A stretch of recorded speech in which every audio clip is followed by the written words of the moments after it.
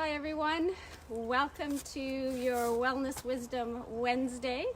I'm Lori Michelson, your host, back into my background, back into my backyard this week. So the last time, hi Mary, the last time you saw me in my backyard, I was up high in snow. Today, there is some green. I'm actually standing on a little bit of grass, or I'm thinking it's probably weeds. That's how our backyard goes. So, but it feels good. It feels really good to be out in the sun after a couple of days of a little more dreary weather. So we're going to take advantage of being outside. If you're not outside right now, hi Lori, hi Isabel, hi Sylvie. Even if you can be by your window inside, open your door. I know sometimes in terms of service, it's a little bit more challenging. So wherever you can be, I have to check one thing. I'll be right back. There we go. So just making sure that my live's going to keep up and running for all of you. So wherever you are, if you can be by a window outside, fantastic. We're going to do a little bit of movement, get some breathing, get that fresh air in, take advantage of the sunshine, and then we'll just finish off with just a little bit of a recap actually from last week's live, because the comments and the questions and the sharing of joy lists after last week, just spectacular. So we're just going to touch on that before I leave you for today. So welcome everybody popping on. I see Sandra and Gail have popped on as well. And the sun is getting me a little bit here, so sorry if I'm not catching everyone, but it's okay to be blinded by the sun today. So wherever you are, let's just find the ground. So grounding, really important these days when everything is up here in terms of energy, our thoughts. So whenever we can just even start with a few just heel bumps, grounding. Soon as we do that, okay, you feel your shoulders drop away from your ears. You let your arms swing, just breathing normally and just feeling the ground. This is amazing to look down and see green, and I know Sandra, where you are, you've been seeing this for a little while, but it is different for us here. So as we settle in, we're going to inhale those shoulders forward, big inhale, exhale, and inhale, exhale, nice big inhale, exhale, and just shake it out, shake your legs out, any tension, any tightness, any yuckiness, just let it out through the fingertips. And we're going to take a bigger breath in here now. So if you want to look up at or feel your face come into the sun here, we're going to do an inhale. We're going to lift our face up to the sky. And an exhale. Again, lift your face. Feel the sun, feel the coolness or the warmth. Exhale. Now on this one, if you like, we're going to go right over. We're going to just dangle, let any tension go out of the jaw, the shoulders, the back of the legs. Okay, so if you like to go all the way over, we're going to inhale and up. Now this time as you exhale and over, you can stop and rest your hands on your knees if you want, or just let yourself totally go here. And we're going to stay down here for 3 breaths.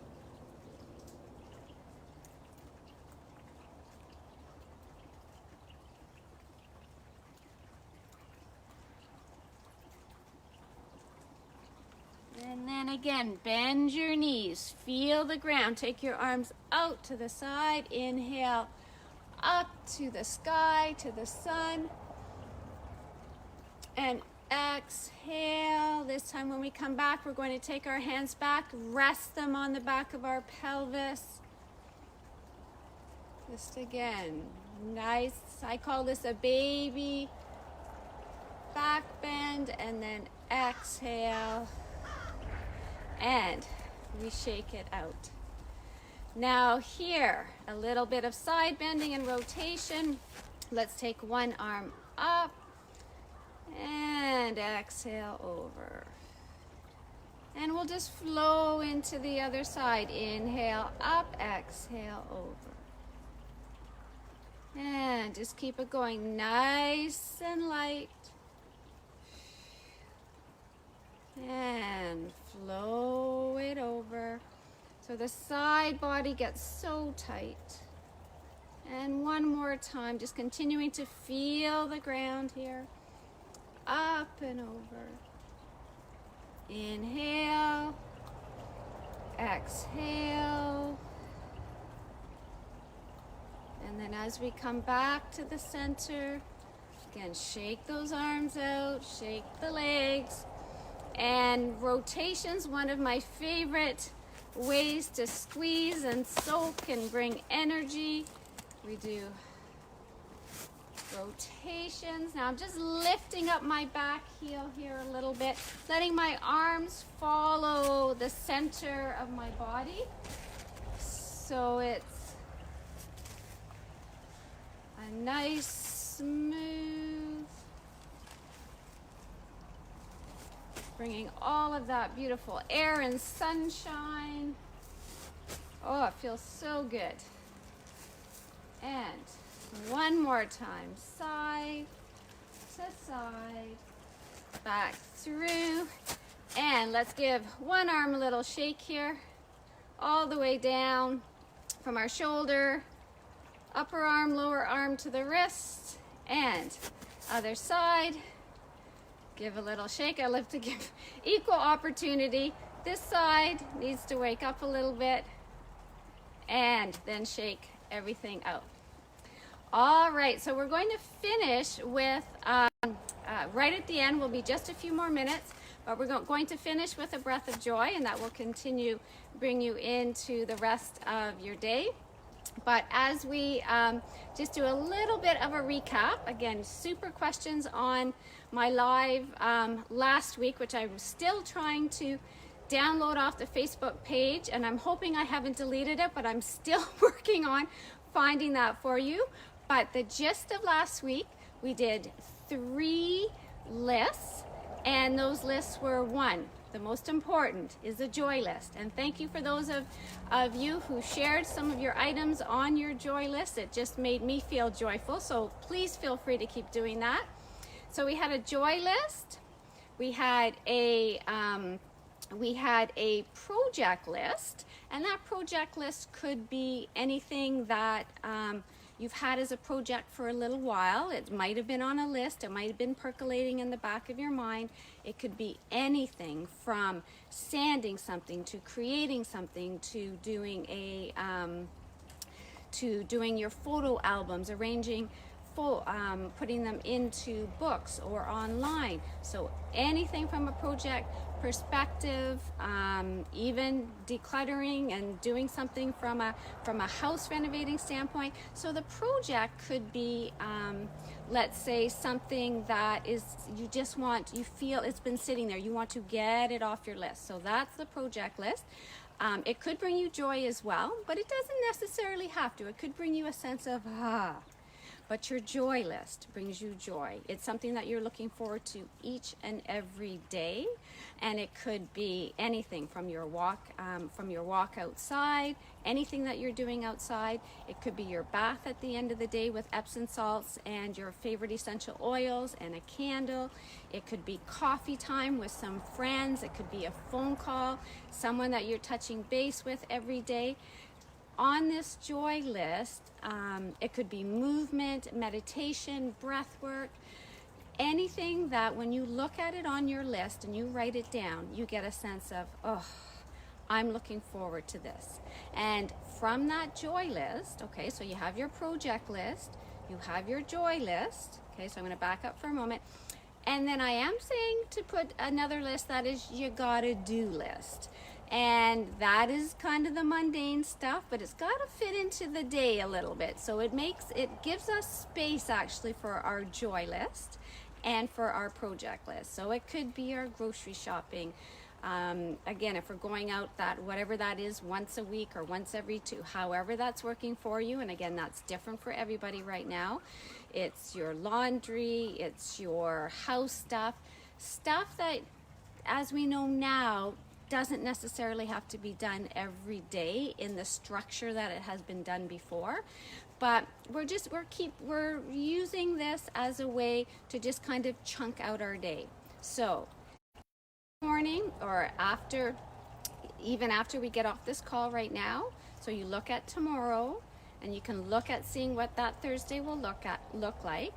Okay, so you've got the couple of one or two things you need to do off that to-do list. Make sure you do at least one thing off your joy list, if not more than one. So one thing off your joy list, and you're going to write it down. So that's the important thing. And then if you are wanting to work on that project, I'm suggesting set a timer for as little as 15 minutes. If you're going to set that timer again after you've done 15 minutes on your project, go ahead. But if you're working towards your project, you can, again, write it down. So do you have to have an exact time for that every day? I would say no, for sure, but you have an idea, perhaps, of how you're going to ensure that you've got something you're looking forward to every day, cultivating optimism, because as we write it down, our brain has us looking forward to it. So that brings up all our good chemicals in our brain. We have that anticipatory feeling. So those are the three lists that I chatted about last week. Now, here's the thing. For some of you that, let's say, weren't structured before all of this happened, you may or may not do these lists. You might do one of these lists. The big thing is to notice during this time, how does being more structured, having more habit and routine in the day, how does it make you feel? For some of you, it reduces your anxiety. It absolutely lets your body and your mind know what's coming up. It feels good. It feels like you have a sense of control. Here's the thing though. For others, because we have all different personalities, right? For others, it could feel like, I'm not sure if I want to be that structured. Okay, I was structured in my work. So right now, I just want to kind of wake up, see what it's doing outside, kind of go with the flow for the day. I don't want to be as structured, and recognize that both of those are okay. And very often we're kind of in the middle, right?